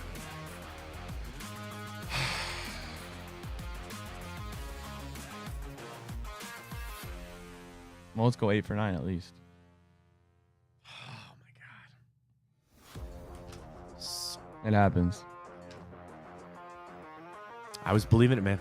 I don't know why. Well, then what was the one you thought for? You said, no, Austin. I'm almost positive Austin Hooper did not play for the Colts. I guess I can Google it now. Hoopa! He did not. It's a good call. Falcons, Browns, Titans, Raiders, Patriots is playing it out there for Austin Hooper. Ah, son of... Cordell Patterson never played for the Colts, right? I don't think so. Okay.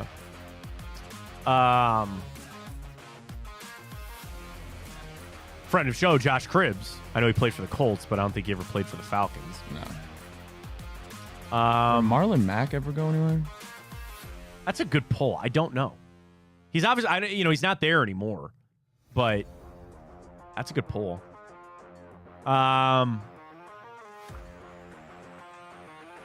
Does Jim Plunkett work there? Oh, wow. Wow. What? Matt Ryan.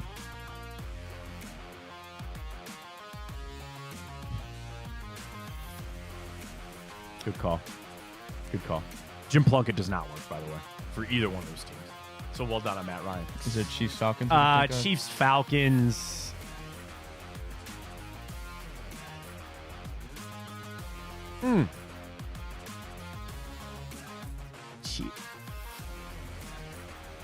Huh.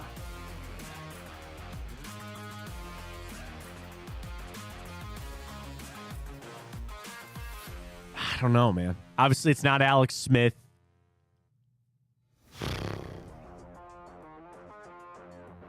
It's tough, man. Tough one for us today. Damn. We got...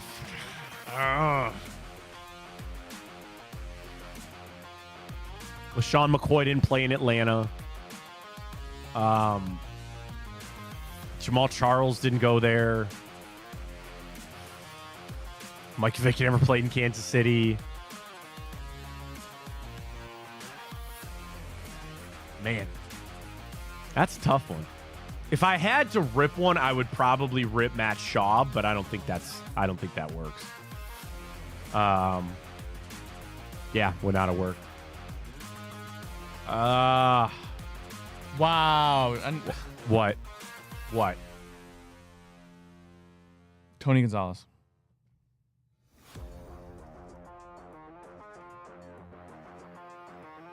I just screwed us up on Chad Henne, man. Yeah, Nick Foles. See, Nick Foles would have worked for both, but then we would have had to come up with the Bears. Which one do you want to see? Which one? Go Bears. Chiefs. Jared Allen. I didn't know that. I should have gotten that one, yeah. Kyle Orton. That's maybe who I was thinking of instead of Chad Henne. I think that's who I was thinking of. I mean, outside of that, I don't really recognize anybody else. Yeah, that's fine. Now, can you go back over? Byron Pringle, wow. Well, that's a pull. Go back over to Bears Colts and see if we could have come up with something other than Nick Foles on that one. Jim Harbaugh. You're right. God. Brian Hoyer. We always forget Brian Hoyer. Hoyer. You're right. And, I mean, that's about it. That's about it. It's a bad day for us, but we'll get back on the grid as we go. All right, catch our final break of the morning. We come back. We'll dive into a little bit of time up. Ken Miles is going to stop by. We'll talk a little bit about my racehorse, our latest with the naming contest for our horse here at Big Play, and we'll get to our bets for the Guardians tonight. Shout out Angelo real quick. Yeah. She said yes. Congratulations, man. Good. Wait, well, I'm exploded for him. He said he was getting engaged. I was like, hopefully your fiance is not watching. Congratulations, man. Seriously, that's awesome. So well done on that. Congratulations. That's awesome. So there we go. All right, coming on back. Plenty to get to. Fontana show right here in Big Play. Stay with us. Well, how do they know I'm doing this? Did somebody leak this out? It's social media. Oh. It's just, that's the way social media works now. I thought maybe you were just running that yap.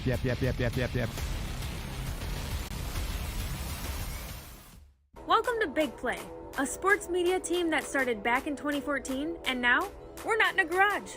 Look at us, incorporating some of Cleveland's favorite sports personalities, bringing you fun and compelling content from downtown Cleveland. Coming to you live from the shores of Lake Erie and Burke Lakefront Airport, join Team Big Play for all the best sports talk in Ohio. Check us out on social media at Big Play, bringing you fun and compelling content from downtown Cleveland. Anthony Schlegel, just how physical he was.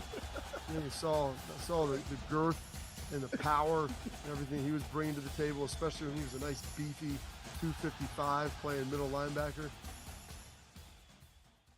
We were called soft last year. You don't want to be soft, especially when you come to the playoffs. So that's going to be a process throughout this season of establishing us as a harder team here in the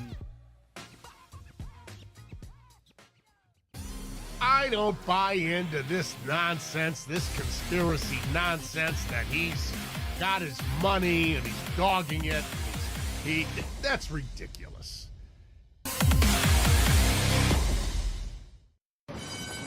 They're off in the Kentucky Derby as Authentic takes them around the far turn. 'Tis the Laws making his move now, and they're into the stretch. pitch. These two stride for stride. Authentic. Tis the law. Here's the wire. Authentic has won the Kentucky Derby.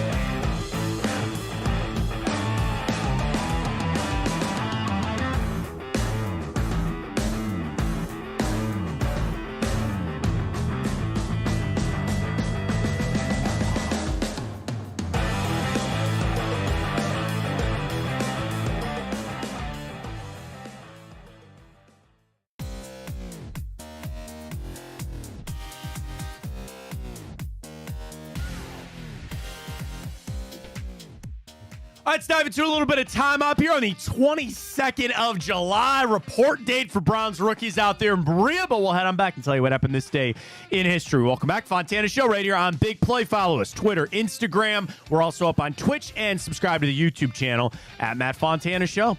Sashi Brown got hired by the Wizards this day, 2019, as their chief planning and operations officer. How did that work out for them, by the way? Because now he's back in football as the president of the Ravens. Like, I don't know, man.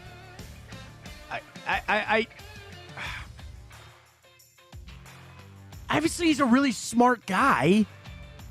And I guess what he did with the Browns kind of worked.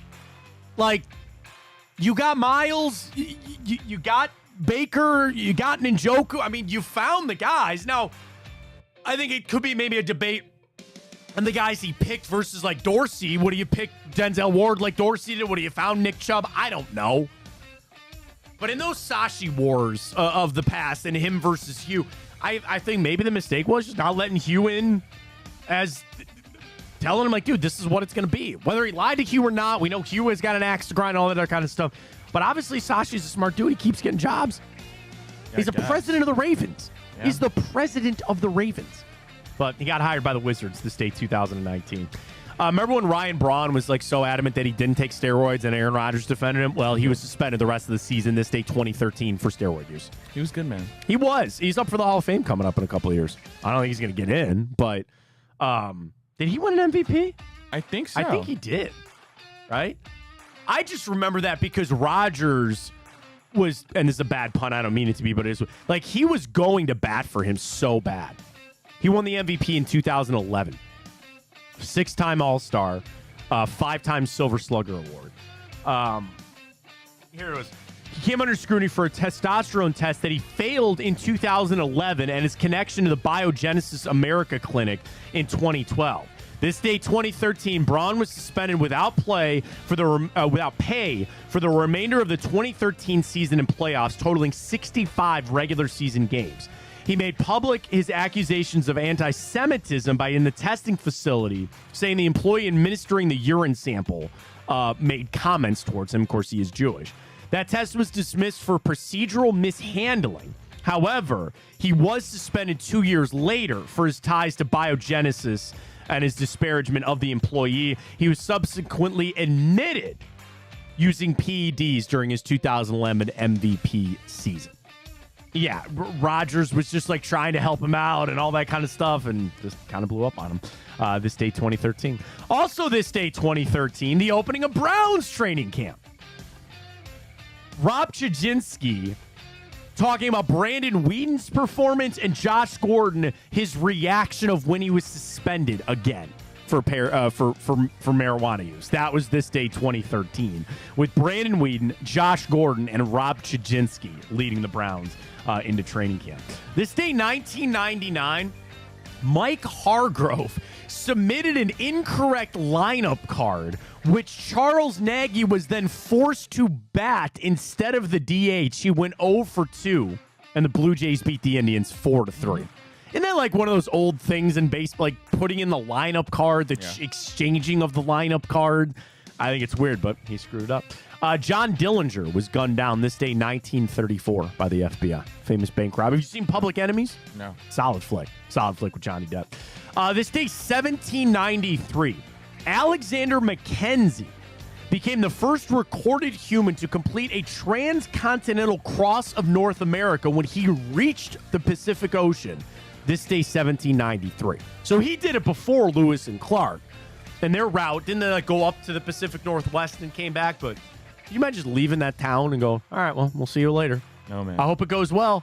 Uncharted areas. Don't know what you're going to see. Could you imagine when he found the Rocky Mountains? He's like, wow. Yeah. How do you get through that? I don't know how they didn't even navigate. They just had to figure it out. Well, we start with a very happy birthday, Ryan, because they don't look a shade over 229. It's a very happy birthday to the city of Cleveland, celebrating today, 229 years old. Wow. Or 228. I'm sorry. I don't mean to add on. 228 years old. Our fine city this day. It was incorporated back then. So happy birthday goes to the city of Cleveland. Other birthdays included Ezekiel Elliott, Keyshawn Johnson, former wide receiver Tim Brown, Steven Jackson running back, Selena Gomez, Prince George, Alex Trebek, Shawn Michaels, David Spade, Willem Dafoe, Danny Glover, and John Leguizamo, all celebrating birthdays. That's a pretty solid list right there. All right, 2 movies and a television show for you to get to today. We start this day, 2011. Oh, man, I don't want to lay this up for you. A guy goes under an experimental treatment. Deadpool? No. Well, that I guess didn't come out till late, but experimental treatment. Captain America? That is correct. The first Avenger. I didn't know where else to go with it. I was going to say he gets stuck in the ice and somehow still alive. Solid. And again, like the base level of like the first Iron Man, the first Hulk, the first Thor, the first Captain America, all really good. But Captain America, the first Avenger, this day, 2011. All right, we go to a television show, this day, 1996. Now, the interesting thing is, this show has gone through quite a few different hosts. But it has actually come back full circle to the most well-known host. What year? 1996. It airs Monday through Thursday. I don't want to say the network because then you'll probably get it. The Price is Right? No, wait. Price is Right's the 70s. Oh, wow. 1996 draws from its comedy and satire from recent news stories, as well as political figures, media organizations, and often use self-referential humor for this show. Saturday Night Live was way before that. Way before that. It's not that. So again, it started in 96. There was an original host that only did it for a couple years. Then the main host, like when you think of this show, you think of this host. He did it for about 16 years, stepped away. Somebody else came in for a little while. The show actually went away. Now it's back with the main host that you think of. What? Again, draws from its comedy and satire while discussing the latest news stories. So like Stephen Colbert or something? You're barking up the right tree. Kind of. I can give you the network. I think it's on Comedy Central. Hey, it doesn't know. Tosh was later than that. It's not Tosh. Chappelle? Not Tosh. No. It's the longest running program in Comedy Central history and has won 25 primetime Emmys. What? Jon Stewart. I don't know. The Daily Show. No, I The Daily Show. Because it was Craig Kilborn into Jon Stewart. Then Trevor Noah took it over for a little while. Then he stepped away, and now Jon Stewart's back in doing it. I can't say I've watched it either. I would say again, not watching it, I'm assuming it's just one of those things that there's no original ideas anymore and you kind of bring it back out. But yes, The Daily Show, this day, 1996. All right, I don't know if you're going to get this one, but we'll see where it goes. A film that came out this day, 1983. It was the third film in a series of films that frankly should never have been made, because the original is a cinematic masterpiece. Second one was bad. This one was really bad. And then they made a fourth one for ungodly known reasons. Need a little more than that. Okay. It has to do with SeaWorld. SeaWorld. So again, the first movie in this series was a masterpiece. We talked about Free Willy the other day. It's not that. It's something gets into SeaWorld and wreaks havoc. Oh, we talked about this a while. Was it like something with Jaws? Jaws 3D. Jaws 3D. Jaws 3D. I love Jaws. It's my favorite movie in history. The 3D, so by the way, too, because it is actually like old school, you'd wear the glasses and you could see 3D stuff. It is a giant steaming pile of crap, is what it is. And the weirdest thing about even the second, third, and fourth one, all the special effects are crappier than the movie that came out 8 years prior. Like the 1975 one has better special effects than the one that came out in 1983. Jaws 3D is terrible. Dennis Quaid, Bess Armstrong, Louis Gossett Jr., and Simon McCorkindale. So do you know even the story of Jaws 3? So Dennis Quaid plays Mike Brody, like, Chief Brody's son.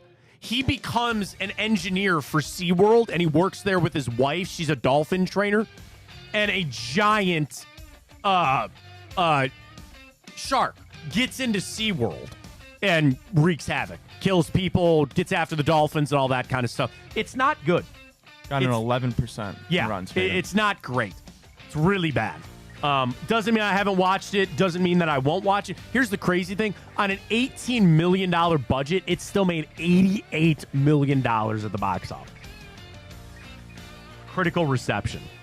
The reception for the movie was generally negative. Variety calls it tepid and fails to linger long enough on the great white. 11% rotten rating on Rotten Tomatoes, which she said. 3 out of 5 out of 10. It's a cheese-soaked ocean thriller with no evident reason to exist.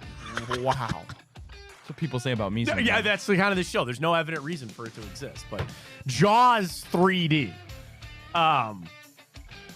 Dude, it's not great. But it came out this day in 1983. What's worse, that or Jurassic Park 3? Probably this one, to be honest with you. Like, at least Jurassic Park 3, you got new dinosaurs. Like, it's a shark. It's the same shark over and over and over again, right? There's a line in Jaws 2 where Brody looks at this doctor and he goes, "You think a shark could replace a shark?" She goes, "They don't take things personally, Chief Brody." And so it's like it's the same shark over and over and over again. How many times can you do that, right? At least with Jurassic Park, you had some different dinosaurs to figure out. I don't know. That's just kind of where I'm at. But yes, it was a piece of crap with Jaws 3D. All right, you want to catch a break? We'll get Ken in here. All right, we're going to talk racehorse coming up. We'll get our bets in for the Guardians game tonight. Stay with us. Fontana Show, right here in Big Play. Well, how do they know I'm doing this? Did somebody leak this out? It's social media. Oh. It's just that's the way social media works now. I thought maybe you were just running that yep.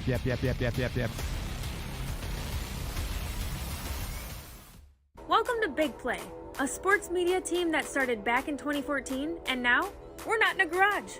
Look at us, incorporating some of Cleveland's favorite sports personalities, bringing you fun and compelling content from downtown Cleveland. Coming to you live from the shores of Lake Erie and Burke Lakefront Airport, join Team Big Play for all the best sports talk in Ohio. Check us out on social media at Big Play, bringing you fun and compelling content from downtown Cleveland. Anthony Schlegel, just how physical he was. You saw the girth and the power and everything he was bringing to the table, especially when he was a nice beefy 255 playing middle linebacker. We were called soft last year. You don't want to be soft, especially when you come to the playoffs. So that's going to be a process throughout this season of establishing us as a harder team here in the I don't buy into this nonsense, this conspiracy nonsense that he's got his money and he's dogging it. That's ridiculous.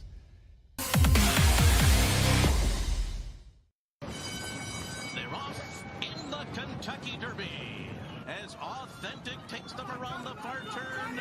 'Tis the Laws making his move now, and they're into the stretch. These two stride for stride. Authentic, 'tis the Law. Here's the wire. Authentic has won the Kentucky Derby.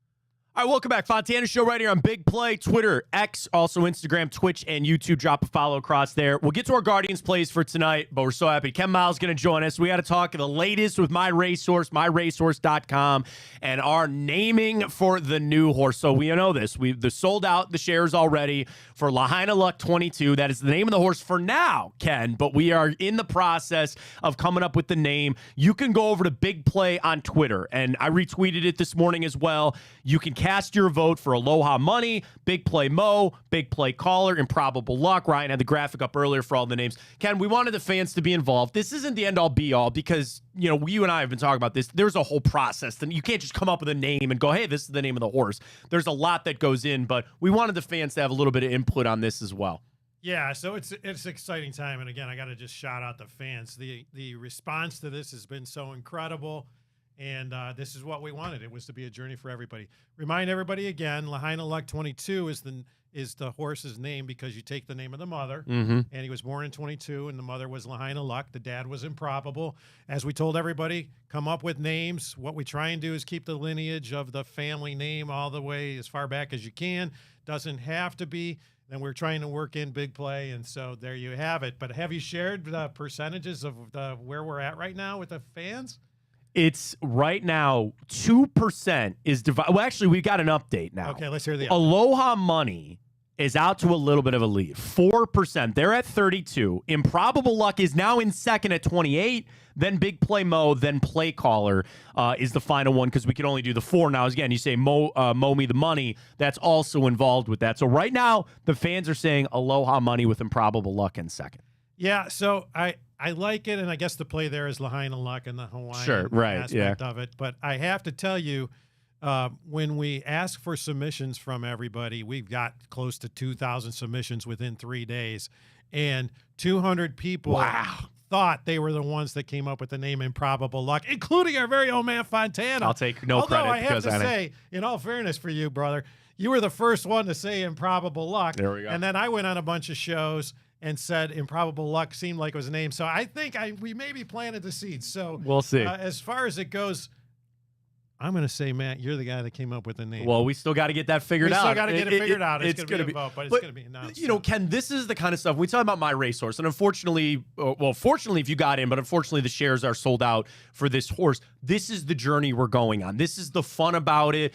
We got a lot of big news with Seize the Gray, which is the other horse for us here with My Racehorse, and some big news about the race this weekend coming up, stud fees, all that kind of stuff. But that's when you get involved in My Racehorse, and we highly recommend everybody just check the website out. There's plenty of other horses on there. there. There might be another one in the future for big play. You never know. But this is the journey that you go on, the naming, the updates, the training, and then eventually seeing them potentially in big races. This is a lot of fun. Like, I'm so invested. Like, I think this is just so cool. It's awesome. It's fun about this too, and I get asked all the time, well, where is our horse? Whatever his name is right now.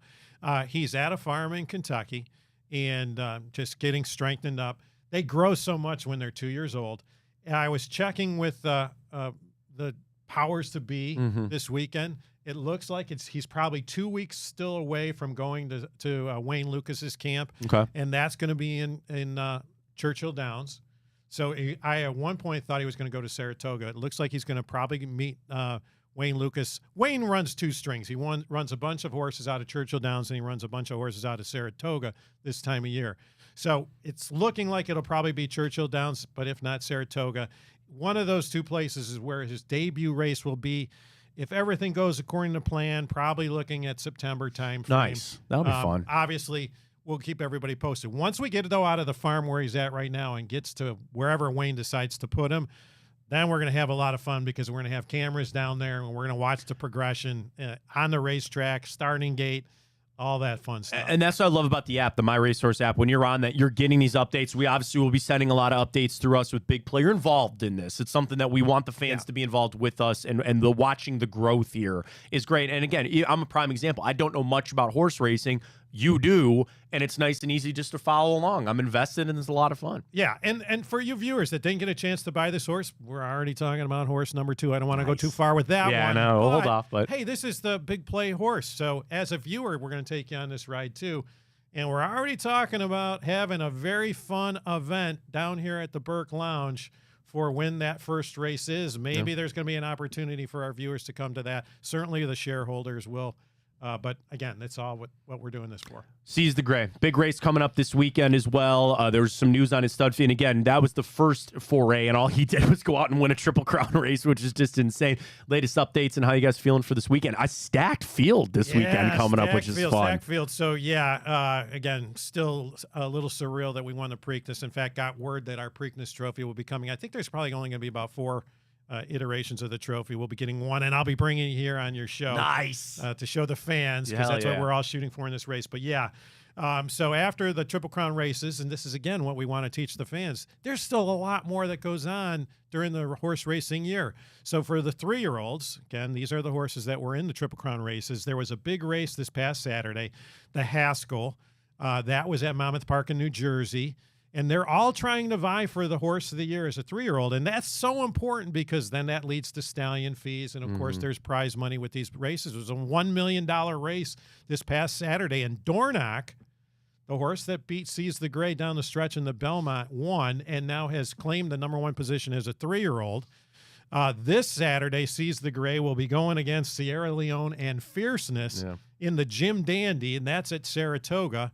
And that's a big race because these horses are all lining up for the Traverse, which I think is a $1.5 million race in September at Saratoga. Again, everything leading up to the end of the year classic, which is called the Breeders' Cup Classic. The Breeders' Cup Classic race is for the top horses. Doesn't matter how old you are. Sometimes a 3-year-old can get in that race, but if we can't get in there, then what we want to be is being the Breeders' Cup 3-year-old Classic to try and determine who the best 3-year-old was. So, and like you said, that's important for end of the year, horse of the year, to be number 1, to help all those stud fees. And again, the great updates that I'm getting from My Racehorse, just even on Seize the Gray, is there's some big news on that as well. Yeah, big news on that. You know, one of the things you go into this with the idea you want to have fun in the process, but certainly there's the opportunity to make some significant money when it gets to being a stallion. And put this in perspective. Authentic, who won the Kentucky Derby and went on to win the Breeders' Cup Classic. This was, I think, 2020, became Horse of the Year. His very first year, his stud fee was $75,000 per mare, and he had 229 babies the first year. That's $32 million. Yeah. So this could get pretty significant. By the way, his dad gets $250,000 a horse and does about the same thing, and he's done it for 10 years. So it's an incredible business. But yeah, and this is public knowledge, we sold a significant percentage of the stallion rights to Seize the Gray. But every race that we win now in the 3-year-old season adds to the fee that they're paying for the stallion fee. So they're called kickers and bonuses. Credit out to the people at My Racehorse. They absolutely know what they're doing, and Michael Barron's negotiated a heck of a deal. Yeah, it's great. MyRacehorse.com. The easiest thing is go follow Big Play Horse on Twitter, though, and you can see all the updates for the horses that we're running through, including the naming contest as well. So back to that, we'll obviously take the fans in. I wanted to have you on today because there's only a couple hours left on the vote. I think we're down to 2.5 hours. Yeah, so go vote on Big Play on Twitter X. Cast your vote there. That'll be a part of it because then again, the owners still have a say in that, and then we go back to the Jockey Club, and there's some behind-the-scenes work that I'll have to be doing. But, Ken, we should have it pretty soon on the official name for the horse and kind of moving forward on that, which will be exciting. Yeah, shout out. I thought this was a pretty cool name, Mission Improbable. And I actually, in fact, shout out to Layla Corey's daughters. They came up with that one, but it was taken. Oh, yeah, and that's the other part of it, too, about you got to have not only just that the other horses don't have it. Ken, I thought it was interesting that it can't even be close to another name. Like, they don't want anything that's too related to another name or anything like that. So we got to run through on quite a few of that. But we'll have big updates on that coming up. And again, we'll be watching Seize the Gray this weekend. Keep all the updates going for Lahaina Luck 20. We got to get that in while we can because now he's going to have a name and we're going to be all flipped over on that. It's a lot of fun. Thanks for having me. Yeah, no problem. Ken Miles join us as always. Check it out. Big Play Horse on Twitter X. You can just go to bigplay.com/horse as well. All right, wrap it up quick for the Guardians tonight. Oh, real quick, let's announce our bracket, Ryan. We'll do this. We'll send the tweet out. We did this last week. We brought it up. We'll do it again. The best heist movie of all time. Ken, any quick thoughts on the heist movie? The Town. Inception is a good one as far as a time heist, I guess, if you want to look at it from that standpoint. But the best heist movie of all time. What do you mean heist movie? Like they're robbing a bank. It's all about them robbing something, or like Ocean's 11. Okay, I guess I'm dating myself. No, that's fine. The Thomas Crown That's Affair. a good guess. That one's got to be in there. That was a heavy one that we brought up. So I'll send that tweet out for that. For the best heist movie, the Thomas Crown Affair will be in there, and we'll get our 16 and start that tomorrow. Guards up for tonight. They're the dog. I'm going to take them on the value tonight. I'm going to take a plus 105 on the money line to just get the win against the Tigers. And I think to do it, you're going to have Carlos Carrasco have a pretty solid game tonight. Give me 3 strikeouts for him. Which is my, you know what? Boost me to 4 at minus 165. Guardians on the money line. Stephen Kwan's got to get a hit tonight. He went 0 for 4 yesterday. He'll get back on it there. Mix me in a Josh Naylor one, too.